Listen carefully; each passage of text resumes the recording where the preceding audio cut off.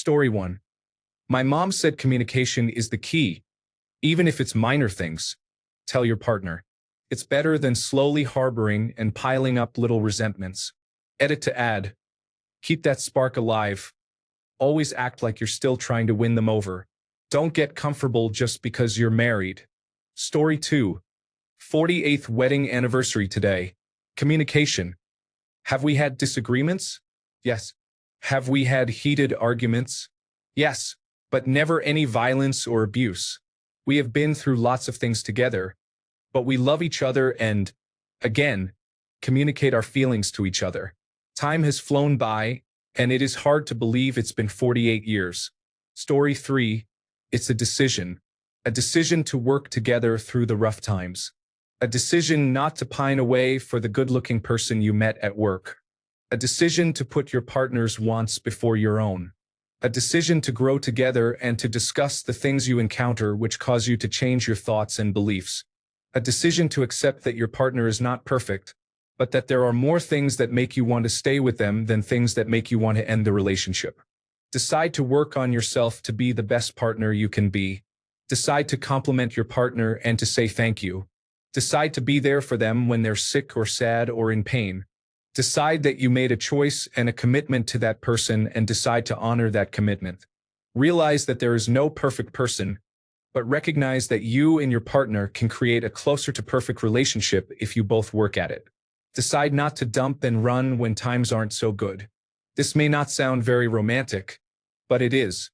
Love grows when you each know the other person chooses to make your relationship last. Story 4. We have only been married 42 years. We spend time together and talk. We are best friends and still in the honeymoon stage. We never make big decisions without talking things out. The best advice would be to consider it like a job. You have to work at it to get a good final product. Story 5. Separate bathrooms. Oh, and liking each other and having shared interests and life goals has got us through well over 20 years. But mostly separate bathrooms. Story 6. It is a lot more complicated than one secret per se. There is a line in the book, Think Like a Monk, that describes love as something you create. I think everyone would benefit from it. Love is not something you fall into. It is something you give, something you choose to create with another person. In English, love is more of an adjective, but in other parts of the world, it is a verb. Choose to love, choose to create love, and do not ever expect to feel it. Just be pleasantly surprised when you do. Story 7. Talking about difficult and dark issues that hold you back from thriving as individuals and as a couple. We started struggling around 4 years into our relationship because we both ignored my severe depression, post-traumatic stress disorder, and anxiety. My husband was new to navigating a very mentally and emotionally draining job. We just stopped talking about almost everything and avoided discussions beyond superficial matters until about year 7. We've had many conversations that resulted in tears, anger, and frustration, but we are much stronger for it. And we are now over 13 years into our relationship. Story 8. Edit. 31 years married, 38 years together. We dated for 2 years, lived together for 5, so we knew each other pretty well. We truly care about each other, so we don't look for insults where they weren't intended. We're happy for each other's happiness, even if it's an interest we don't share. We don't sweat the small stuff. My sister became a widow at a fairly young age. When I see my husband's clothes on the floor, I don't get mad. I think about how much my sister would love to see her husband's clothes on the floor. Story 9. Communication. Being on the same side of the problem. We can be goofy together, be ourselves. He doesn't care that I'm a book lover, and I don't care that he's a video game enthusiast. Apologize when you're wrong. Be each other's biggest supporter. Stand for them when they can't do it for themselves.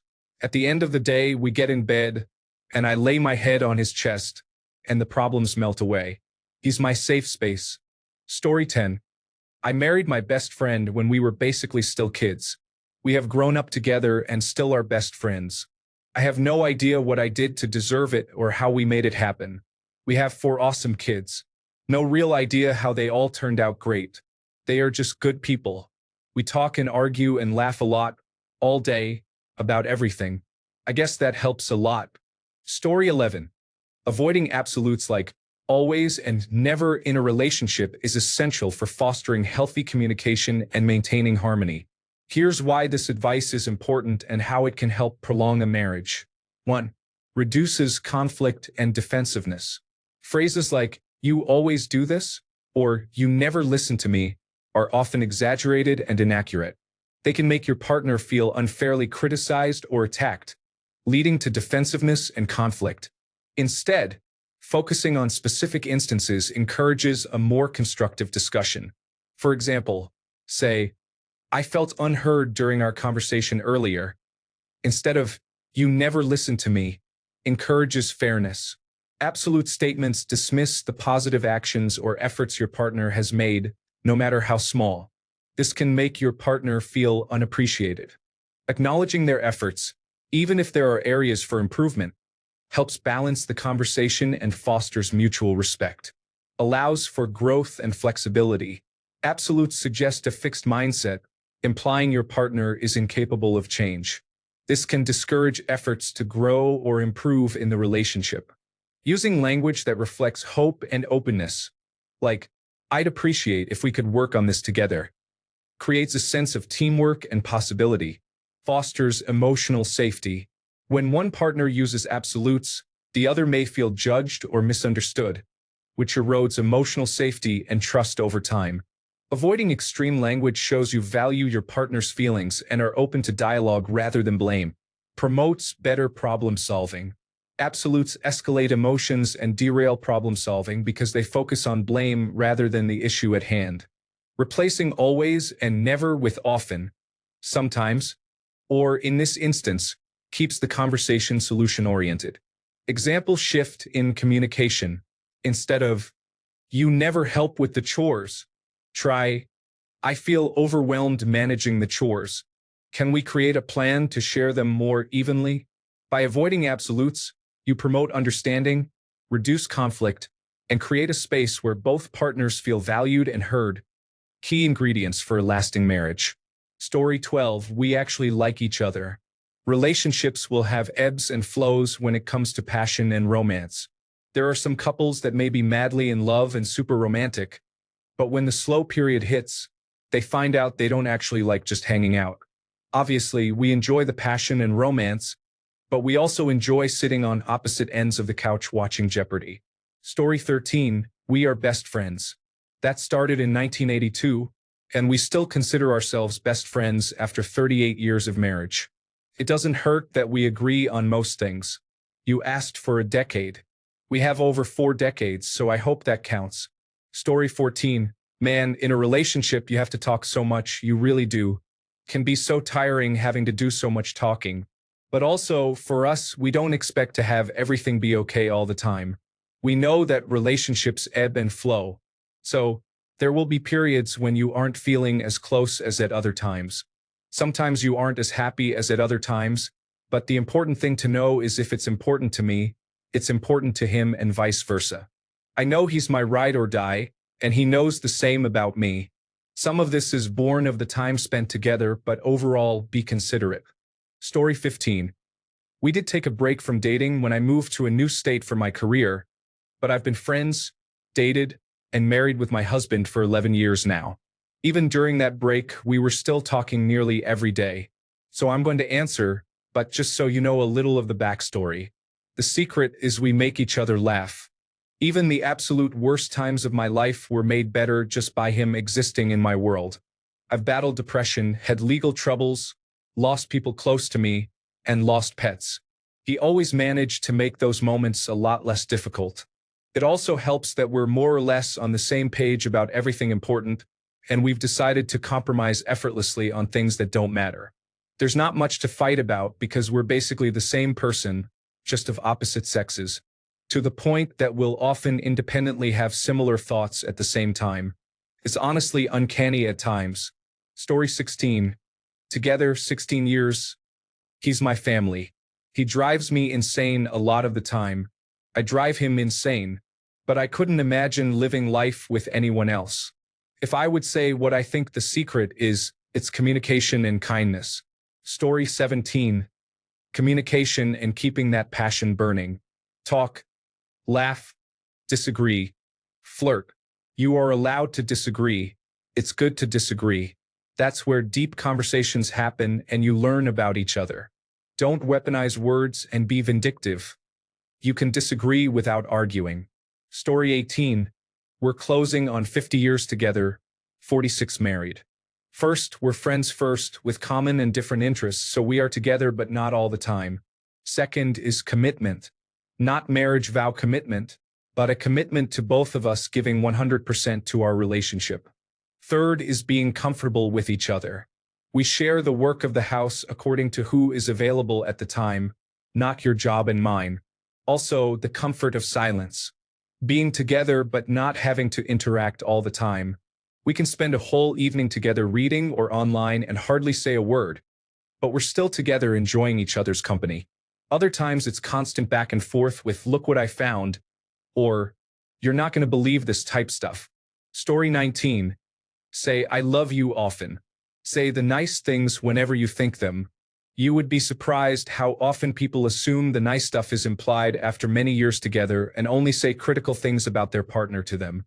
Yes, you know your husband is handsome. Yes, you have told your husband he is handsome before, so you might think he does not need to hear it again. But if you think it, say it out loud. He might really need some kind words. Story 20.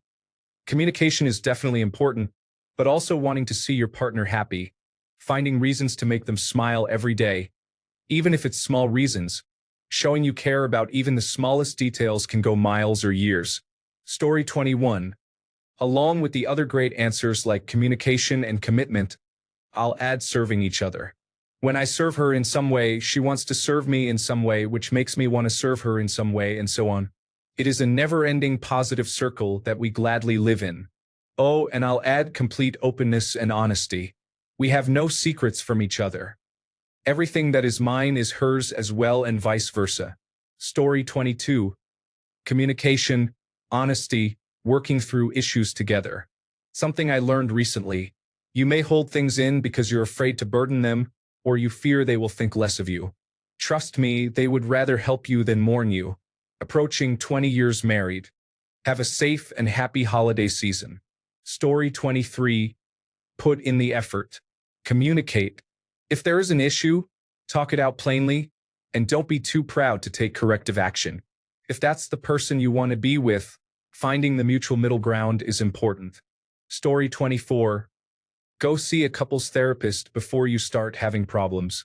We discovered a pattern in our arguments that, looking back, would have absolutely escalated if we hadn't learned to communicate better when we did. On a related note, learn or get help to learn how to argue without fighting.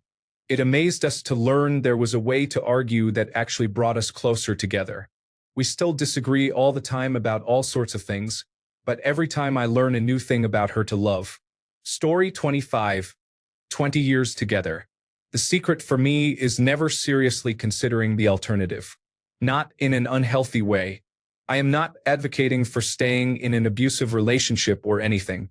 There are going to be tough times and times when you don't like each other, and times when you wonder if the grass is greener. If you think giving up is an option, it will be. My wife is no less my family than my blood family. It literally doesn't make sense to me that we could ever not be together. Story 26. 16 years together. We've always just been really good with each other, bonded at the hip almost instantly, but we never go to bed mad. We always give each other a hug and kiss goodbye in the morning or whenever we leave, with an "I love you" every single day, cuddles every night. Lots of other things go into why we have lasted so long, but little things like that make a big difference.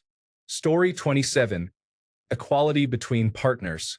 Always keeping in mind what needs to be done and what is fair for each person to handle. Fairness is key here, and also a genuine respect and love for your partner. Story 28. My Aunt Mary, who was divorced for my entire life before she died, said the smartest thing about relationships I've ever heard. Relationships are not 50-50, they're 100-100. If you're in one that is less than 100 or you're giving less than 100, it's not going to be the one that works. I wish she had found her 100 before she died. Story 29.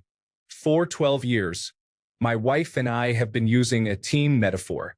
Be a good teammate to your partner. You both have the same goals as a couple, the same obstacles, the same wins, and the same losses. Everyone says communication is key, but what are you actually communicating about? Strategy, tactics, motivation, congratulations, teammate stuff. And if you're a good teammate, that means you have to be selfless. Because on a team, sometimes you catch the touchdown and sometimes you're the equipment manager, but you always have to do whatever the team needs to win. Story 30. Almost 20 years together. It's not complicated. Communicate, be faithful, don't put yourself in precarious situations. Make sure things balance out, be thoughtful, give compliments and flirt. The same things you would do if you were just starting to date someone who really interested you, but you just happened to be with them already. I love flirting with my wife. It's fun for me. Sometimes it annoys her, I can tell, but she always seems a little happier for the rest of the day regardless. Story 31. If something bothers you, say something immediately. Don't let it grow and fester. Just squash it while it's early. Hey, why don't you ever rinse out your coffee cup? Never thought about it. Sorry, I'll do that from now on. Versus, and for 5 years you've never washed out your coffee cup once. Maybe if you used your words for once instead of bottling everything up,